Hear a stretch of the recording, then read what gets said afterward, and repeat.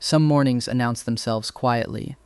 Mine announced itself by dumping an entire pot of formula powder across my kitchen floor at 5:47 a.m., which, if you're keeping score, is exactly the kind of morning that likes to kick you while you're still finding your socks. There is a very specific sound formula powder makes when an entire canister hits tile, a soft, chalky whump, followed by a cloud that settles over everything within a 3-foot radius like the world's saddest snowfall. And I stood in the middle of it in one sock, holding the empty canister, watching a fine white dust settle over my bare foot, my coffee mug, and the crumpled receipt from a diaper run I still hadn't paid off. Milo, propped in his bouncer nearby, watched the whole disaster unfold with the rapt, delighted attention of a toddler in training who had just discovered that chaos could, in fact, be a spectator sport. "This isn't funny," I told him. He laughed anyway, the specific, unbothered baby laugh that made it impossible to actually be mad at anyone, which was, frankly, a very unfair advantage for an 8-month-old to have over a grown man having the worst morning of his month. "My name is Charlie Hayes. I'm 25, I'm an Omega, and I am the extremely tired, extremely broke single father of the single greatest 8-month-old menace in the state of Illinois. His name is Milo. He has my dark hair, somebody else's stubbornness, long story, shorter absence, and a laugh that could talk a man out of a bad mood or into bankruptcy, depending on what he's pointing at in the store. That morning, my phone rang before the formula had even finished its dramatic slow-motion avalanche onto the tile. It was Denise, my next-door neighbor and unofficial, off-the-books, Saint-tier babysitter, calling to tell me her back had gone out, and she couldn't stand up straight, let alone chase a crawling baby around her living room. "I'm so sorry, honey," she said, and she did sound sorry, in the specific way people sound when they know they're about to ruin someone's whole week. I told her not to worry about it. I am an excellent liar when the truth is inconvenient. Here's the truth. I worked as a waiter at Bellamy's Chop House, a restaurant so upscale that the breadsticks probably had a dress code, and I was one unexcused absence away from losing the job that stood between me, my son, and a very unglamorous future involving my car and a Groupon for a storage unit. I had already used every sick day, every favor, every ounce of goodwill a 25-year-old single Omega father is allotted in this economy, which is to say, none. I checked my bank account out of morbid curiosity. It had the emotional depth of a puddle. So I did what any reasonably desperate parent would do. I made a decision I would spend the rest of the day pretending was a good one. "You're coming to work with me, buddy," I told Milo, who blinked up at me with an expression that managed to be both delighted and deeply skeptical, a look he'd apparently been born knowing how to make. I packed thy diaper bag like I was smuggling contraband. Spare onesie, 3 bottles, the stuffed elephant he refused to sleep without, and enough wipes to handle a minor natural disaster. I strapped him into his car seat, kissed his forehead, and said the sentence every parent says right before things go sideways. "It'll just be for one shift." Quick pause before we keep going. If you're the type who needs the terrifying guy to turn out to be a marshmallow underneath, this one's for you. Hit follow so you don't miss where it goes, because it gets good fast. Okay, back to the chaos. Bellamy's Chop House sat on a stretch of the loop where the buildings got taller and the napkins got thicker, all polished brass and dark wood and a wine list longer than my college transcript. It wasn't just a restaurant, it was the crown jewel of Whitfield hospitality. 3 hotels, 2 more restaurants, a boutique events company, all of it belonging to a man I had worked several floors beneath for almost a year without ever actually meeting. Grant Whitfield, Alpha, CEO, the kind of name people said a little quieter in the break room, like saying it too loudly might summon him. I'd seen him twice, once from across the dining room during an investor dinner, once in an elevator that I very deliberately did not get into with him, because the last thing I needed was to be trapped in a small metal box with my boss's boss's boss and his entire personality. I carried Milo Fent the back entrance, past the prep cooks already elbow-deep in mise-en-place, doing my best impression of a man who was definitely not smuggling a baby into a Michelin-adjacent restaurant.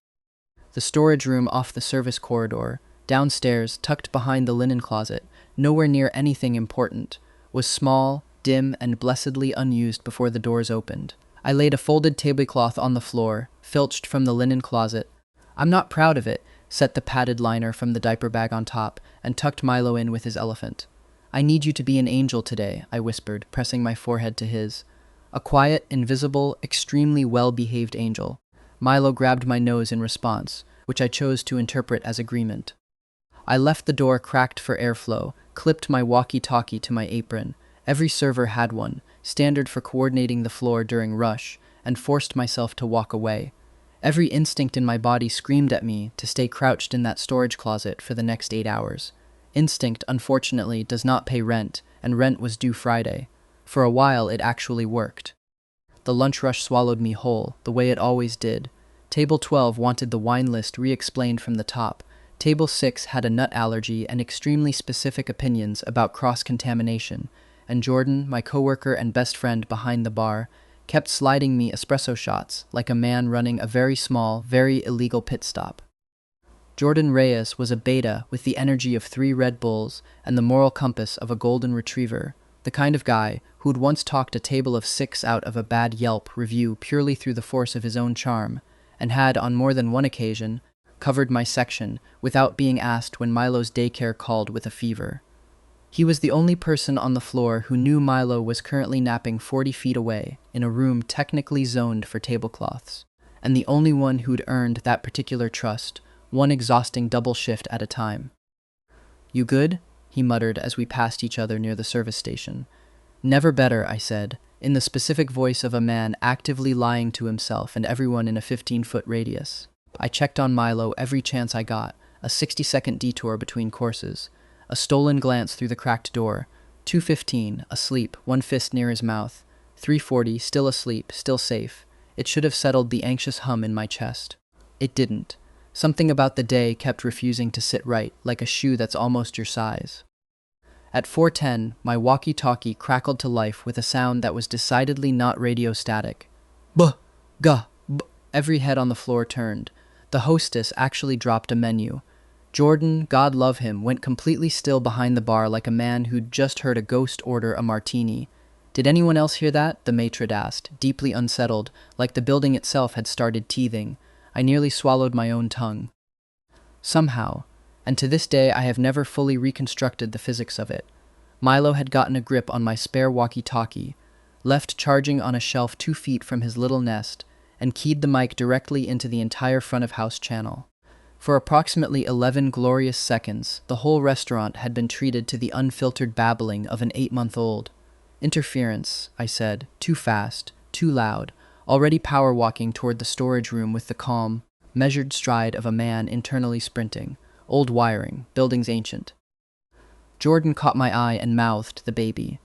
I mouthed back something that was not appropriate for a family restaurant.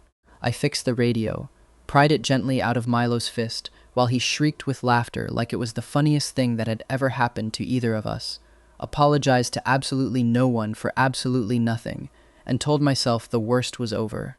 The worst was not over. It had, in fact, just quietly rerouted itself 3 floors up. At 5:20, I slipped back for what I told myself would be my last check before dinner service crushed any chance of stealing more moments. I pushed open the storage room door with the easy confidence of a man who had, so far, gotten away with it. The tablecloth was there. The stuffed elephant was there, tipped on its side. Milo was not. I have felt fear before, the specific cold water kind that comes with overdraft notices and eviction letters, but nothing prepared me for the particular violence of that half-second. My whole body went hollow. I checked behind the shelving. I checked the linen closet next door. I checked under the prep table, behind the mop bucket, anywhere an 8-month-old with newly discovered crawling privileges might have gone exploring, moving fast and silent, because the one thing worse than losing my son in this building was announcing it to everyone in it. Nothing, nothing, nothing. I grabbed Jordan by the sleeve on my 3rd lap past the bar, and it was Jordan, bless his caffeinated soul, who put it together first. "Charlie, the radio thing. Somebody upstairs heard it." "What?"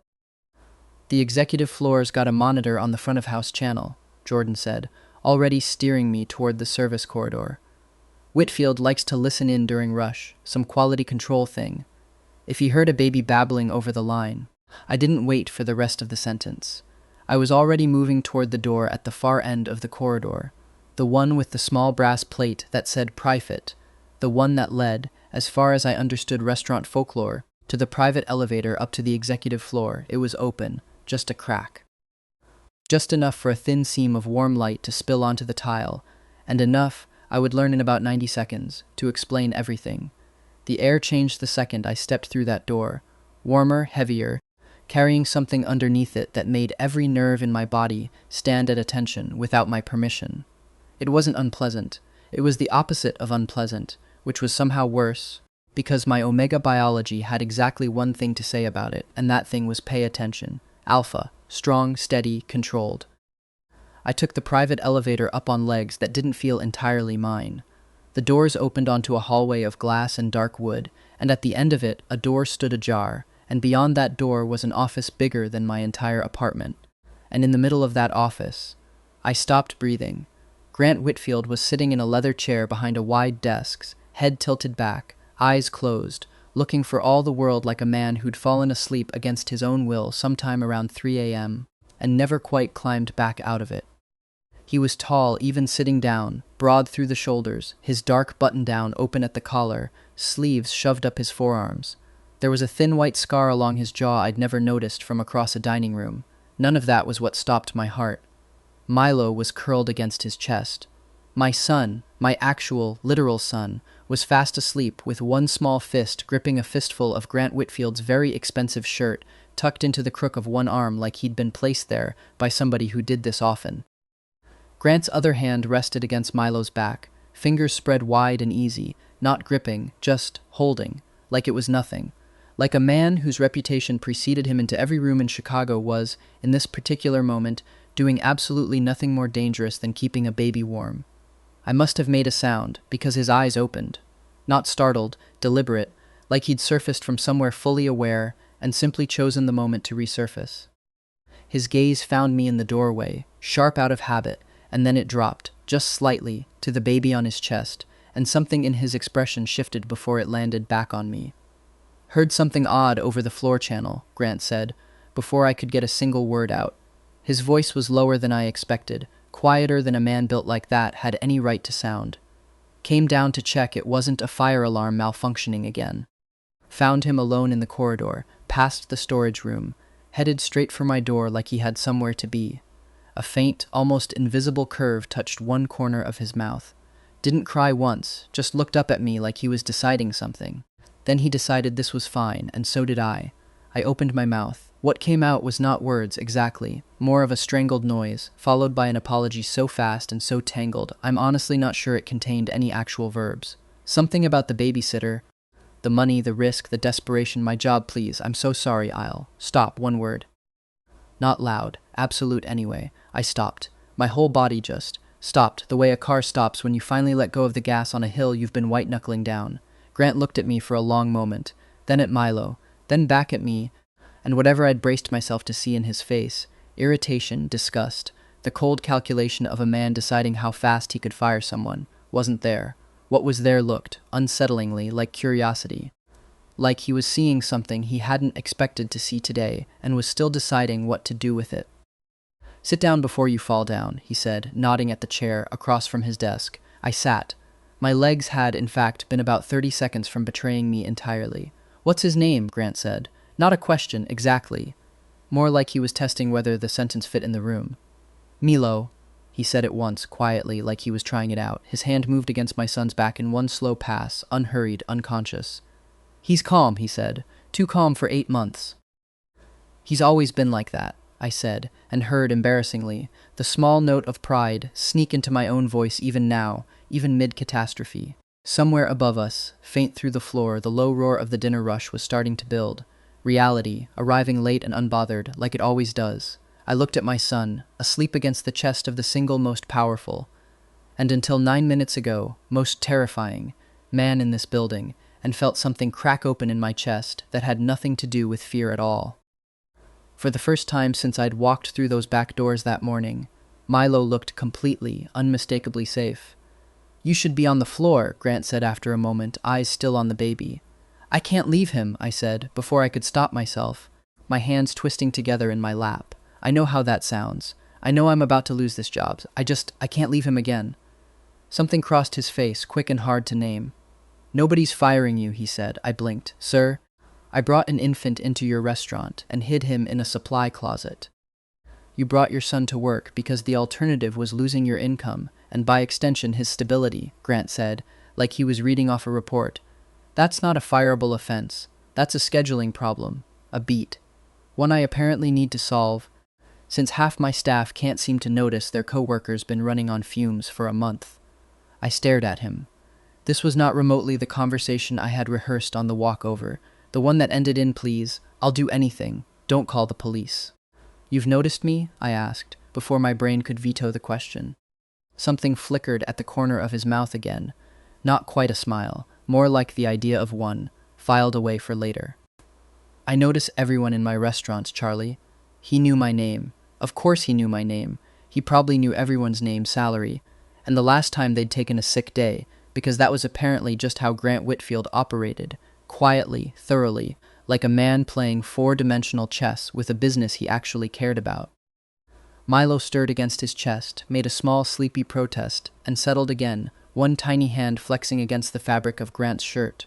Grant's hand adjusted automatically, resettling him, and I actually watched, the most feared man in Chicago's hospitality industry go soft and careful over an 8-month-old like it cost him nothing at all. "You're good with him," I said quietly. "I have 4 younger cousins and a niece who treats me like a jungle gym," Grant said. "It's not a skill. It's a survival adaptation." That, of all things, was what finally cracked something loose in my chest, and I laughed. It came out wrecked and a little hysterical, the laugh of a man who has just clawed his way back from the edge of a very bad day, but it was real, and for a second Grant's whole face changed watching it happen, like he hadn't expected that either. "Go finish your shift," he said, standing, and even that motion was careful, angled to keep Milo settled against him. "He'll stay with me. You don't have to. I know," Grant said simply. "Go." I don't fully remember walking back down that hallway, back through the private door, back onto a dining floor that had no idea the entire trajectory of my life had just quietly, catastrophically shifted 3 floors above their heads. Jordan cornered me the second I hit the service station. "Where's the baby, Charlie? Where is the baby?" "With Grant Whitfield," I said. Jordan's face did something extraordinary, 3 separate expressions arriving and leaving in under 2 seconds. "With Whitfield, the Whitfield, Icebaron of the Loop Whitfield. That man makes vendors cry over invoice formatting. He has 4 younger cousins," I said, weirdly defensive on behalf of a man I'd known for 11 minutes. "That doesn't sound real. Neither does my life right now, Jordan, so we're even." I finished the dinner rush in a kind of glassy, adrenaline-soaked trance, catching myself smiling at strange moments for no reason I could explain to a table asking about the halibut. When my shift finally ended, I went back up that private elevator half expecting the whole afternoon to have been some kind of fever dream brought on by sleep deprivation and bad coffee. It hadn't been. Grant was exactly where I'd left him, except now there was a small folded blanket. Clean, soft, definitely not restaurant linen, which meant he'd sent someone out for it, tucked around Milo, and a bottle warmer, of all things, sitting on the corner of his desk like it belonged there. "You bought a bottle warmer," I said. "Natalie bought a bottle warmer," Grant said, nodding toward the door, where a woman in a sharp blazer was typing on her phone with the deeply unbothered energy of an executive assistant who had, at this point, seen literally everything. I told her to handle it. She handled it aggressively. Natalie glanced up just long enough to say, "There's also a pack-and-play arriving Thursday for the downstairs storage room, so nobody has to improvise with tablecloths again," in the tone of someone reporting the weather, and went back to her phone. I looked between the two of them, the assistant treating a surprise infant like a Tuesday, the CEO who had spent his entire evening as an unofficial babysitter, and felt the last of the day's fear finally, fully drain out of me. "Thank you," I said, and meant it more than those 2 small words could carry. Grant handed Milo back to me with the same careful precision he'd done everything else with, and for one strange, suspended second, our hands brushed over my son's back, and something passed between us that had absolutely nothing to do with schedules or fireable offenses. "Same time tomorrow?" Grant said. It might have been a joke. I genuinely couldn't tell, and that terrified me slightly more than the entire rest of the day combined. He wasn't joking. The pack-and-play arrived Thursday, exactly as promised, set up in the storage room downstairs, which had, somewhere between Tuesday and Thursday, acquired a small, brass plaque Natalie had apparently ordered as a joke that immediately stopped being a joke. the office of junior management. My schedule shifted, quietly and without fanfare, into hours that let me drop Milo at actual daycare most days, and only bring him in on the rare emergency, at which point he had, unofficially, an entire floor of Whitfield hospitality wrapped around his tiny finger. Grant started finding reasons to be near the floor during my shifts. He would tell himself, and me, that he was checking inventory, reviewing staff performance, personally inspecting the new flatware, which was, frankly, an insane amount of executive attention for Forks. I let him keep telling himself that, mostly because watching Grant Whitfield attempt to look casually uninterested while absolutely orbiting my section had become one of the great unexpected joys of my week. "You're doing the thing again," I told him one slow Tuesday afternoon, refilling water glasses at an empty table near where he was very intently studying a wine list he definitely already had memorized. "What thing?" "The thing where you materialize near my tables for reasons that have nothing to do with Forks." "I'm the CEO," Grant said, with the wounded dignity of a man caught red-handed. "I go where I want, sure," I said, "very executive of you." He looked at me then, really looked, the kind of look that made the back of my neck go warm, and something in his expression softened into a smile that I was starting to recognize as reserved exclusively for me. "The kid likes the corner booth better," he said. "Better light for him to watch people. I was making sure it stayed open. You reorganized the reservation system for my son's sightlines." "I redistributed available seating based on operational data," Grant said, entirely unbothered. "Don't make it weird." "You're the one who made it weird, Mr. Whitfield." "Grant," he said, "when it's just us, you've earned that." I did not have a comeback for that. I stood there with a pitcher of ice water sweating in my hand and felt my whole chest go warm and stupid and hopeful, which was frankly an inconvenient reaction to have while on the clock. For the record, I am not, generally speaking, a driven person. I am lazy about laundry, allergic to meal planning, and my idea of a clean apartment is, nothing is currently on fire. The only thing I have ever hustled for in my entire life is Milo. So watching myself develop a sudden, embarrassing work ethic around impressing a man who alphabetized things for fun was frankly alarming. I chose not to examine it too closely. Denial is also a skill I'm lazy enough to be excellent at. Not everyone was thrilled about the sudden proximity between the CEO and a waiter with a baby on his hip. Preston Doyle, the restaurant's general manager, had never particularly liked me. I'd always assumed it was generic managerial disdain, the kind every service job produces like a byproduct. But once Grant started showing up on the floor with suspicious regularity, Preston's dislike sharpened into something with actual teeth. He started cutting my hours in ways that never quite qualified as retaliation on paper. He scheduled me for the slowest shifts, the ones with the worst tips, and then stood at the host stand watching me clock in with the small, satisfied smile of a man enjoying a private joke. "He's got it out for you," Jordan muttered one evening, watching Preston reroute yet another one of my tables to someone else. "Ever since the whole baby in the boss's office thing.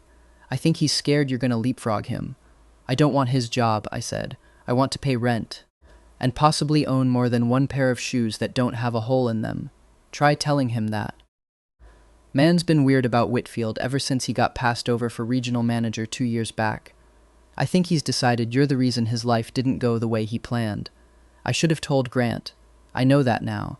But some stubborn, exhausted part of me didn't want to be the guy who ran to the CEO every time a manager gave him the cold shoulder, so I kept my head down and absorbed it, the way I'd absorbed every bad shift over the years, and told myself it would pass. It did not pass. It escalated, quietly, the way these things do. A missing tip envelope here, a schedule mistake there, that a whispered comment to another server that I was only still employed because I was sleeping my way up, which reached my ears exactly the way whispered comments are designed to, sideways and cruel and impossible to prove. I started keeping my receipts and my head down in equal measure, which is a genuinely exhausting way to work an 8-hour shift, for the record. 10 out of 10 would not recommend. "You could just tell him," Jordan said one night, tossing a bar rag over his shoulder while we closed out the register together. One word from Whitfield and Preston folds like a lawn chair. "I'm not going to be the guy who runs to the CEO every time someone's rude to me. You're not the guy who runs to the CEO, Charlie. You're dating the CEO. We are not, we haven't defined anything," I said, with the particular defensiveness of a man who has in fact spent several nights recently defining quite a lot of things in his head and refusing to say any of them out loud. "Sure," Jordan said, entirely unconvinced, going back to the register with the smug patience of a man content to be proven right eventually. "Keep telling yourself that. I'll be here when you need a best man speech." Grant found out anyway. Of course he did. The man ran the place like he had eyes in every wall, because it turned out he essentially did.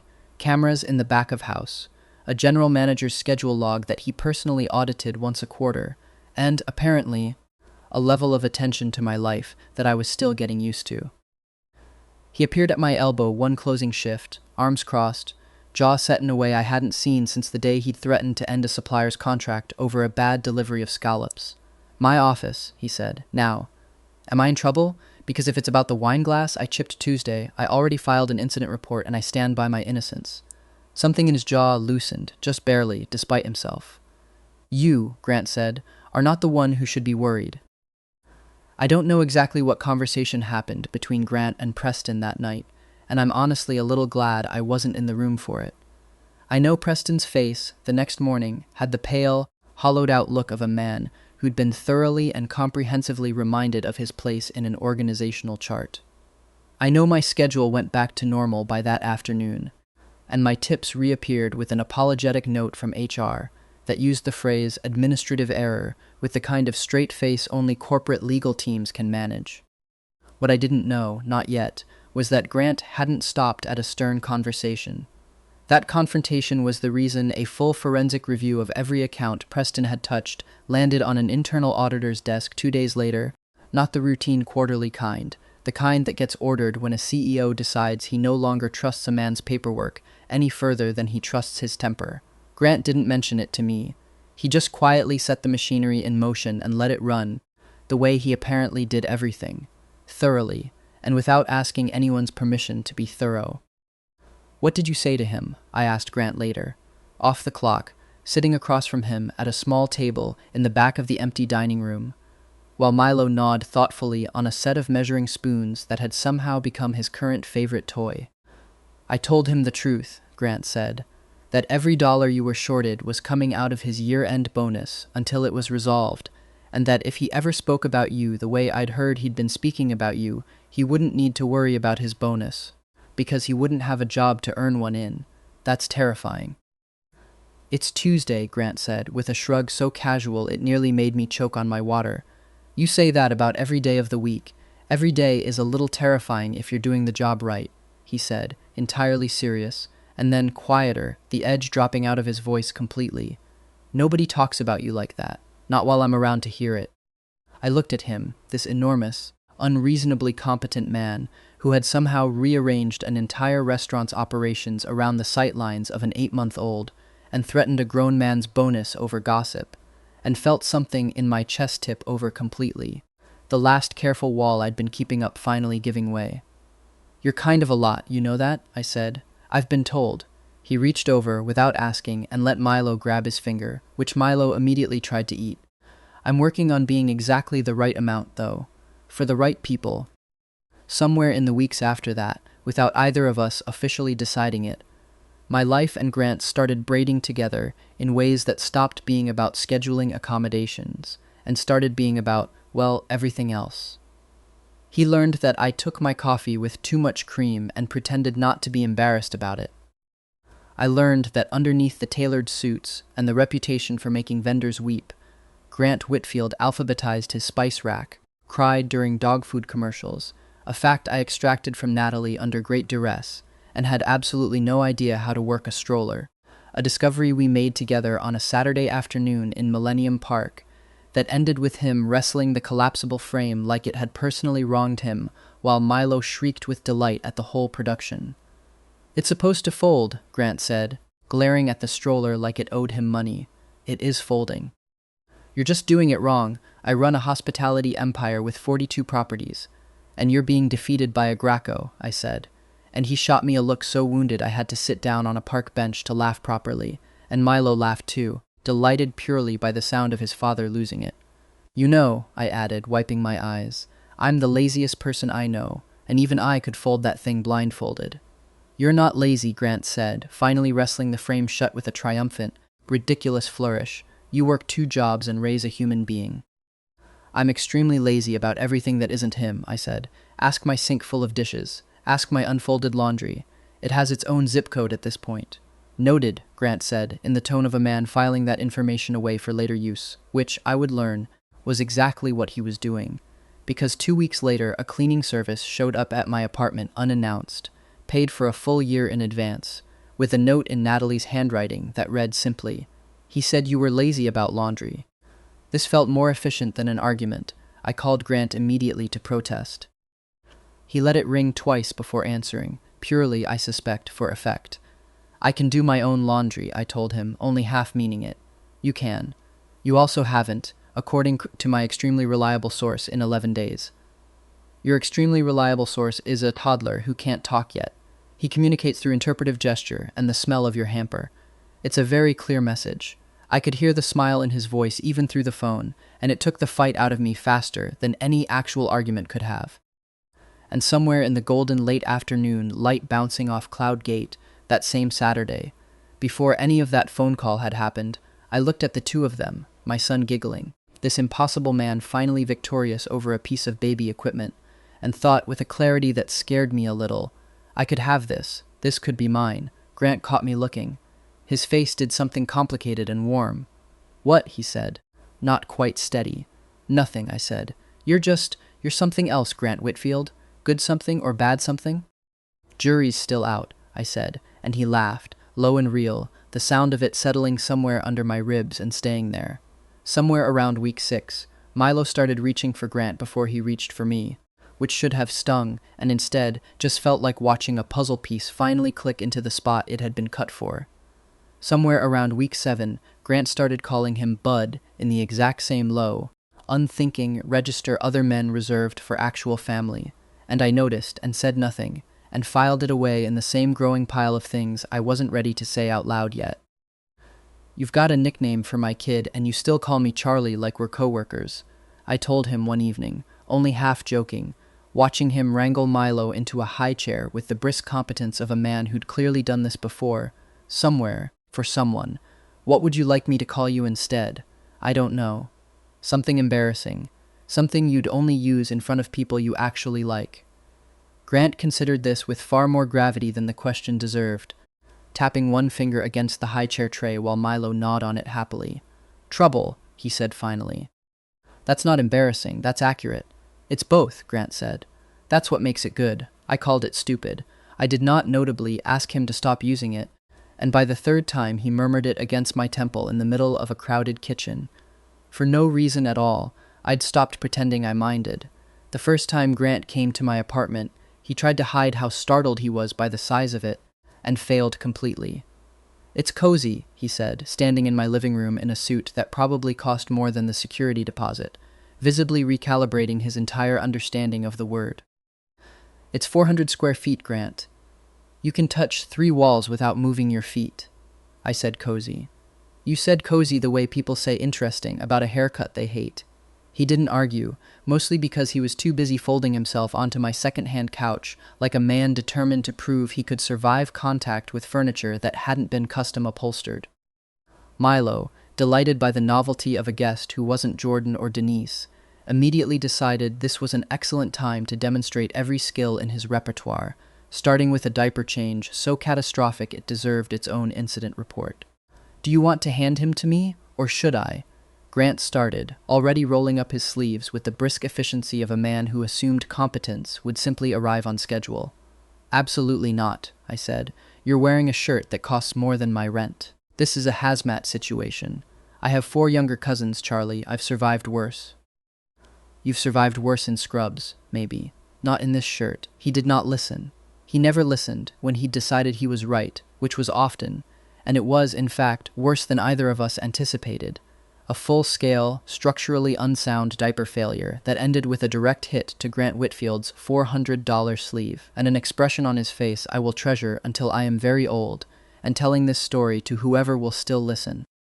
"I regret everything," Grant said, holding his arm away from his body like it was radioactive, while Milo shrieked with the specific unrepentant joy of a toddler who has just committed a war crime and gotten away with it. "I did warn you. You did not warn me enough.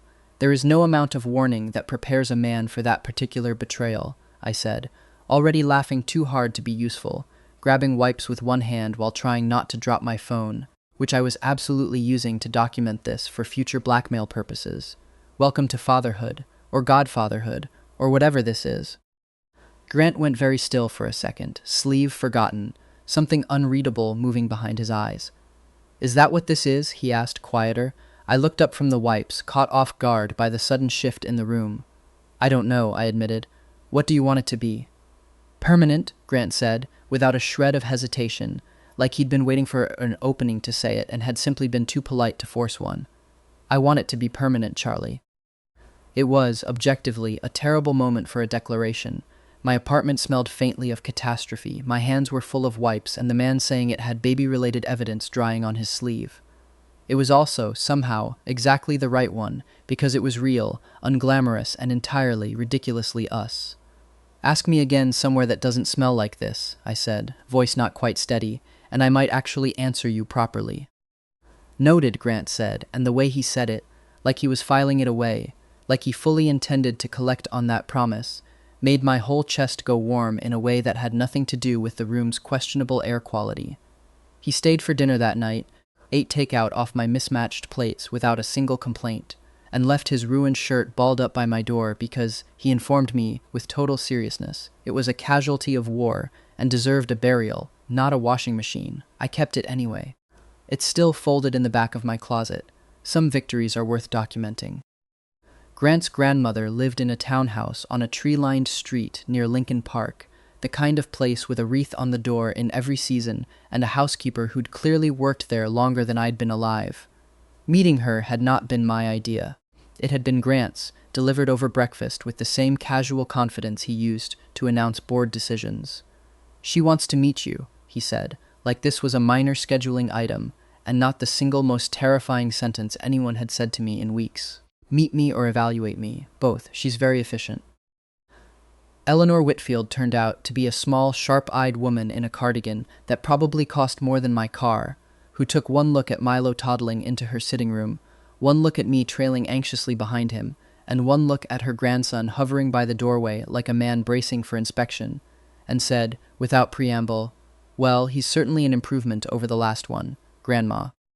"I'm allowed to have opinions, Grant. I'm 91. She turned that same sharp gaze on me, and I felt it land somewhere just under my ribs the way I imagined it had landed on board members for 6 decades. "You're the one from the restaurant." "The waiter." "Yes, ma'am. And you brought your son to work in a supply closet rather than lose your job." "I did, ma'am." I braced myself for whatever came next. "Good," Eleanor said, entirely unexpectedly, and reached for her tea like the matter was settled. Anyone who'd rather hide a baby in a linen closet than let their child go without shows more sense than every trust fund girl this family's ever tried to pair him with. "Sit down. Tell me about yourself." "And somebody get the boy a cookie before he starts dismantling my end table." It went, against every prediction I'd made in the car, beautifully. Milo charmed her within 10 minutes by handing her a fistful of half-chewed graham cracker, like it was a gift of great personal significance, which she accepted with the solemn gravity of a woman receiving an award. Grant relaxed by degrees I could actually watch happening, his shoulders dropping from their usual boardroom set into something looser, younger, like being in that particular house with that particular woman let him set down a weight he carried everywhere else. "She likes you," he told me later, walking me to the car, sounding faintly astonished by his own good luck. "She doesn't like anyone. She likes Milo. I'm just collateral benefit." "She likes you," Grant said again, firmer. "Trust me. I've watched her end careers with a single eyebrow. You got a cookie offer and a life story request. That's practically a knighthood. Should I be worried you compared your grandmother's approval to a royal title?" "A little," Grant admitted. "She's terrifying. I love her more than almost anyone alive." He paused, then added, quieter, "You're on that list now, too. Just so you know." I didn't have anything clever to say to that, which was, by that point, becoming a fairly reliable symptom of exactly what I refused to admit was happening to me.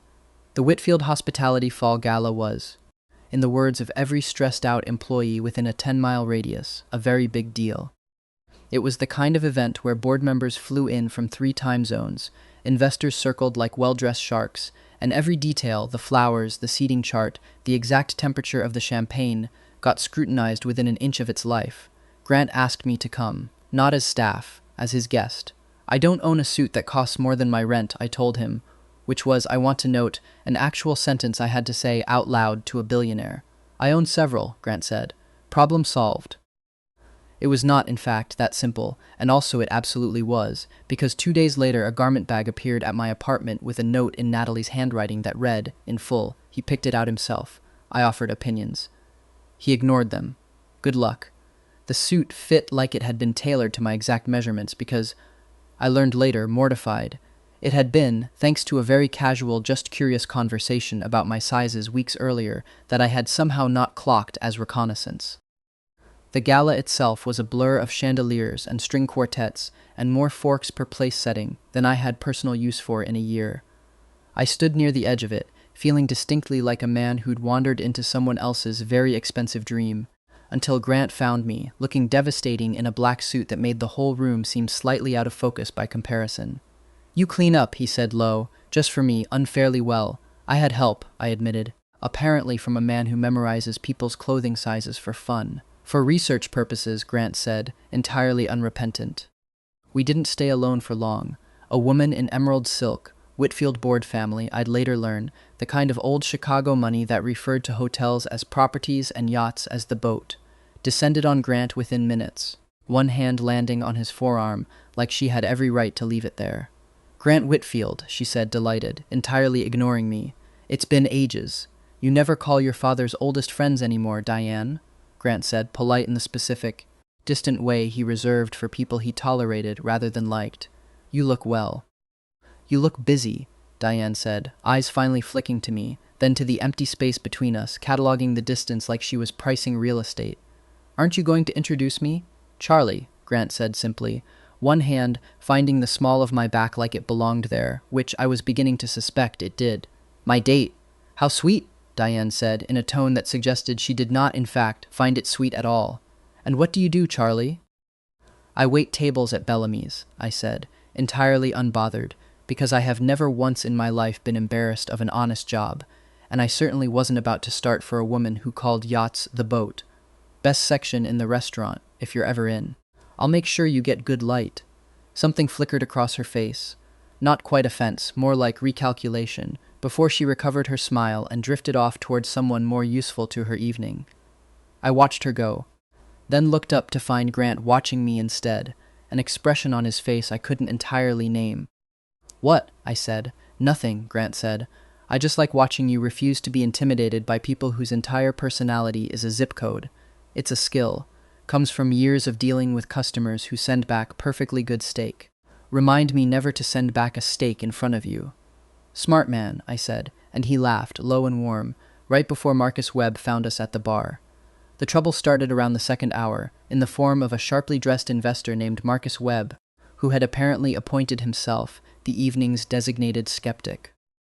He cornered Grant near the bar with the practiced smile of a man who'd spent his whole career smiling at people right before disagreeing with them. I heard a rumor, Marcus said, loud enough that it was clearly meant to be heard, that our CEO's been letting his personal life run the front of house lately, waitstaff in the executive offices, scheduling built around a toddler's nap time. He chuckled, the kind of chuckle designed to sound friendlier than it was. The board's going to have questions, Grant? I felt my whole body go hot with a very specific, very familiar kind of humiliation. The sensation of being discussed like I wasn't standing 4 feet away, holding a glass of champagne I definitely hadn't paid for. Grant didn't so much as blink. The board can have all the questions it wants, he said, easy unbothered, and I'll answer every one of them, starting with this. Since Charlie joined the leadership pipeline, a phrase I had genuinely never heard applied to myself before that exact second.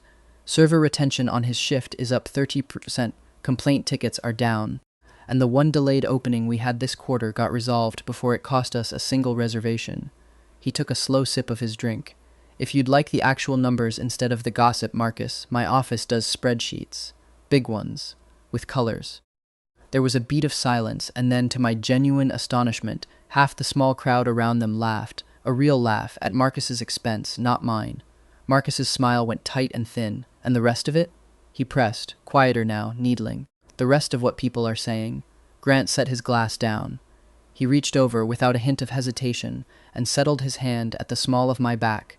Not possessive, not a performance, just steady. The same way he'd once settled his hand against my son's back in an office 3 floors above a dinner rush. The rest of it, Grant said, is that I'm in love with him, and I'm not particularly interested in pretending otherwise for the board's comfort. He looked at Marcus with the calm, terrifying pleasantness of a man who had just ended a conversation permanently. Anything else. Marcus opened his mouth, closed it, opened it again, visibly searching for a rebuttal that didn't exist around us. The small crowd had gone quiet in that specific way. Crowds go quiet when they sense they're witnessing something they'll be repeating over brunch for weeks. Somewhere behind Marcus's shoulder, I caught Diane of the Emerald Silk, watching the whole exchange with an expression that had shifted, somewhere in the last 30 seconds, from amusement to something almost respectful. For what it's worth, Marcus tried, recovering some of his composure. The board simply likes to understand where its leadership's priorities lie. My priorities, Grant said, are the same as they've always been. Run the company well. Take care of the people in it. I've just recently expanded my definition of the people in it to include the man I love and his kid, and I'm not going to apologize for that to a man whose biggest contribution to this company last quarter was a strongly worded email about the font on the annual report.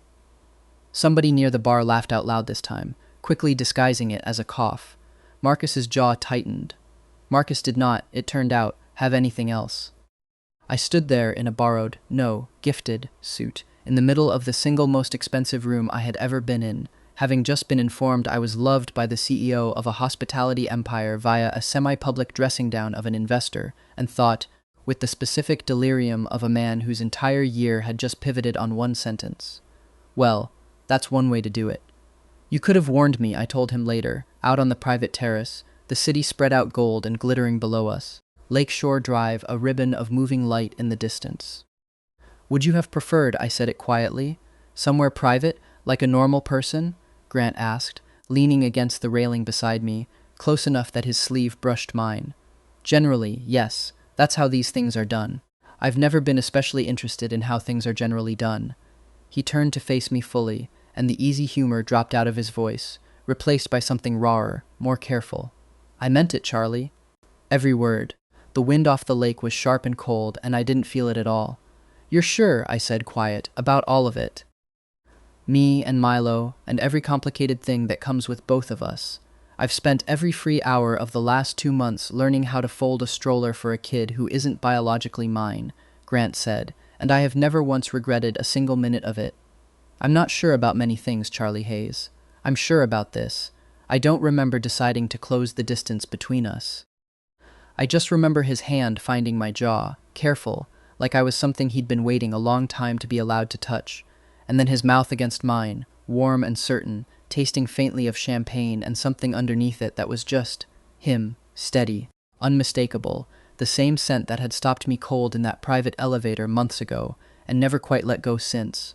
Behind us, faint through the terrace doors, I could hear the gala carrying on, oblivious, and somewhere far below, the city kept doing what cities do. None of it mattered nearly as much as the particular, ridiculous, undeniable fact of Grant Whitfield's hand cupping the back of my head like I was something worth being careful with. For the record, I murmured against his mouth, I love you too, in case the board needs that in writing. I felt him laugh, low and warm, right before he kissed me again, which lasted exactly as long as it took Natalie to appear in the terrace doorway, phone in hand, utterly unbothered by what she was interrupting. Sorry to break this up, she said, not sounding sorry at all, but the photographer needs you both back inside before Marcus tells anyone else his version of events. And frankly, sir, I'd like to control the narrative before it becomes a group chat screenshot. Grant sighed against my temple. She's better at my job than I am. I heard that, Natalie said, already walking away. And I agree. Preston Doyle's downfall, when it finally came, was not the dramatic, cinematic reckoning I might have imagined during my angriest, most exhausted shifts. It was, in the specific, delicious way karma sometimes prefers, the direct result of Grant deciding to finally look closely at a man he no longer trusted. The forensic audit Grant had quietly ordered the night he defended. My tips turned up a pattern of falsified inventory reports going back nearly a year, small skimmed amounts here and there that Preston had apparently been funneling into a very poorly hidden second bank account under the genius alias of his own middle name, Marion, if you're curious, which Jordan found so funny he nearly needed medical attention. He'd been so busy trying to make my life difficult that he'd never once imagined the CEO would go looking for reasons to end his career and find one sitting right there in the books, in his own handwriting, filed under a password that turned out to be his dog's name and his own birth year, which the internal auditor cracked on her second guess.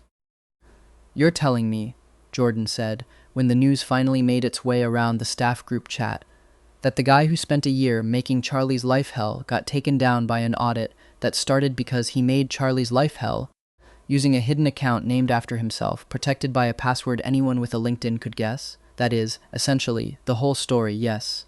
Poetry, Jordan said with real reverence. Actual poetry. Grant handled the fallout with a kind of quiet, ruthless efficiency that made clear exactly why people lowered their voices around him. Preston was called into a meeting he believed was about the gala's supply orders, and left it, 20 minutes later, escorted by security through the front dining room during the lunch rush, the most public exit the building's front doors had ever witnessed, and, as I later learned, entirely intentional, on the theory that a man who'd spent a year humiliating his staff quietly deserved to lose his job loudly. The final glorious touch, one I will treasure until the day I die, came courtesy of Jordan, who had been quietly informed of the timing in advance, and in a stroke of comic genius nobody had approved and everybody enjoyed, chose that exact moment to test-fire the confetti cannon rented for the gala's after-party in the back hallway. Preston happened to be marched through. Preston Doyle left Bellamy's chop house covered head to toe in gold confetti, dignity in shreds, muttering something about lawyers that nobody took remotely seriously. That was an accident, Jordan told me later, entirely unconvincingly, wearing the smile of a man with zero regrets. Sure it was. I stand by the accident. Also I filmed it. Also it's already the second most viewed thing on the staff group chat, right behind the walkie-talkie incident. There is footage of the walkie-talkie incident? There is now. The restaurant, in the weeks that followed, settled into a rhythm I genuinely hadn't known it was capable of. The new general manager, a soft-spoken woman named Priya, who'd worked her way up from hosting and had exactly zero patience for gossip, ran the floor with a fairness that made the whole staff visibly relax, myself included. Nobody whispered anymore when Grant came down to the floor, mostly because there was nothing left to whisper about. He simply showed up, and I simply let him, and somewhere along the way the entire building had quietly, collectively decided to stop treating it like scandal and start treating it like weather. Jordan still teased me relentlessly, but even his teasing had softened into something closer to genuine delight, the kind reserved for watching a friend's life actually work out for once. "You know you're glowing, right?" he said one slow Thursday, sliding me a coffee I hadn't ordered. Like, disgustingly, "It's annoying. Keep it up. I'll try to tone down my happiness for your comfort." "Don't you dare," Jordan said. "Somebody around here should get the good ending." 6 months after the day my son crawled down a hallway and changed both our lives, Grant took me back to that same office. Quieter now, the pack-and-play long since upgraded to a proper toddler bed in the apartment we shared 2 floors above the restaurant. Milo himself currently occupied gnawing determinedly on a set of building blocks in the corner. "I want to ask you something," Grant said, and something in his voice made me set down the coffee I was holding. He didn't kneel. That wasn't Grant's style, and honestly, neither of us needed the theater of it. He just took my hand, steady the way he was steady about everything, and said, "I told a room full of investors I loved you before I ever said it to you properly. I'd like to fix that, and then I'd like to ask you to marry me, in whichever order makes you laugh less at my expense." "Ask first," I said, laughing anyway, because apparently that was simply how my body responded to this man's entire personality. "Save the declaration for the vows. Charlie Hayes," Grant said, "will you marry me?" Milo, from his corner of blocks, chose that exact moment to shriek with joy at absolutely nothing related to the conversation, which felt, somehow, like exactly the right kind of witness. "Yes," I said. "Obviously yes. You've been slowly, ridiculously proving this for 6 months. I'm just catching up on the paperwork. You," Grant said, pulling me in, "are never allowed to call my proposals paperwork again. I'll allow it this once. Given the ring. He'd picked it himself, apparently. No reconnaissance from Natalie this time. A simple band, nothing showy. The kind of ring that looked like it belonged on the hand of a man who spent his days folding strollers and losing arguments about cumin, not running a hospitality empire. I told him as much. He looked, for one of the only times since I'd met him, genuinely pleased with himself. I know you, he said, like that explained everything, and honestly, by that point, it did. We told Jordan first, mostly because he'd been insufferable about it for months and deserved to be right, he cried. He denied crying.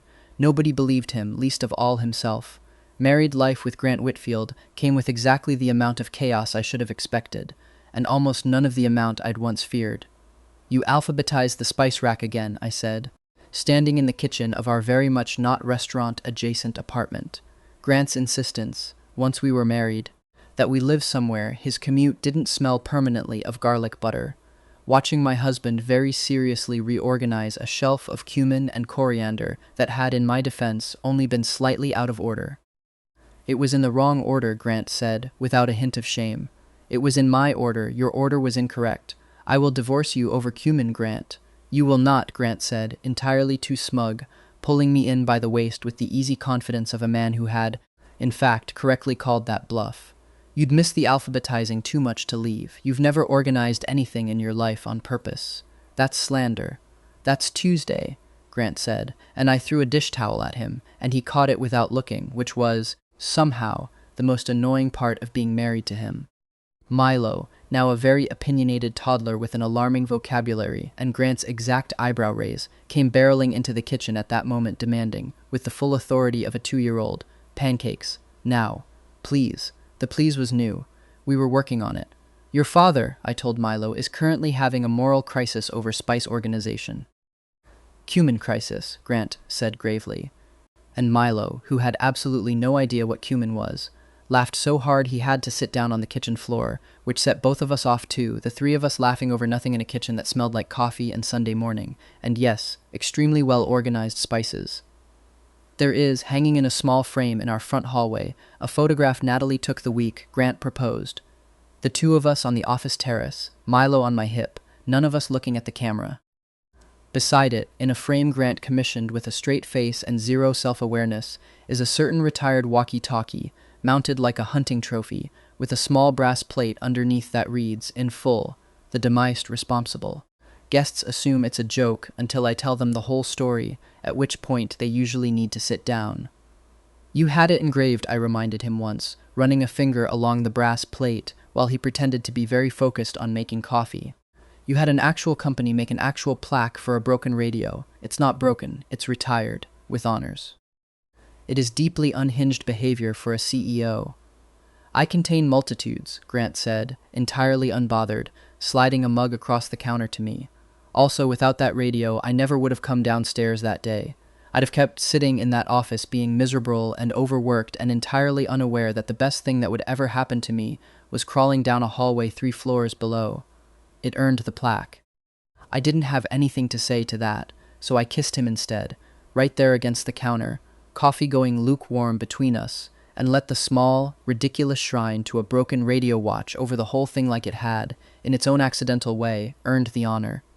Later, once Milo had been talked down from a sugar-fueled pancake high and successfully wrangled into a nap, Grant found me on the balcony, looking out over a skyline that had once seemed impossibly far away from a kid ladling out breadsticks for tips. You ever think about it? I asked, leaning back into his chest, his arms coming around me automatically, the way they always did now, like muscle memory built over a year of practice. That whole first day, Denise's back, the formula on the floor, me hiding a baby in a supply closet like a criminal. Constantly, Grant said deadpan, right into my hair, best interruption of my entire career, possibly my entire life. I still owe that walkie-talkie a raise. You fell asleep in your office at 3 p.m. like a man twice your age.